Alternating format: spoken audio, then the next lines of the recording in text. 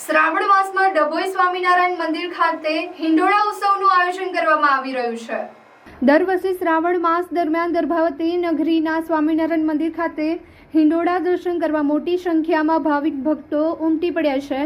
શ્રાવણ માસ દરમિયાન મંદિર ખાતે અલગ અલગ પ્રકારના હિંડોળા સજાવવામાં આવે છે, જે હિંડોળામાં ભગવાનને ઝુલાવવામાં આવે છે।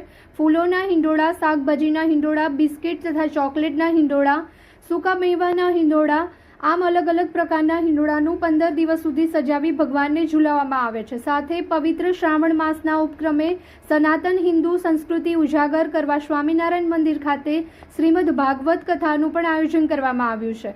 ઘણા વર્ષોથી હિંડોળા દર્શનનું આયોજન મંદિર ખાતે કરવામાં આવે છે અને ચાલુ વર્ષે પણ સૌ હરિભક્તોને શ્રી પુરાણી સ્વામી દ્વારા અપીલ કરવામાં આવી છે કે મંદિર ખાતે કથા વાર્તા સાંભળવા તથા હિંડોળા ઝૂલતા ભગવાનના દર્શન કરવા મોટી સંખ્યામાં હરિભક્તો ઉપસ્થિત રહી દર્શનનો લાભ લેવા અપીલ કરવામાં આવી છે।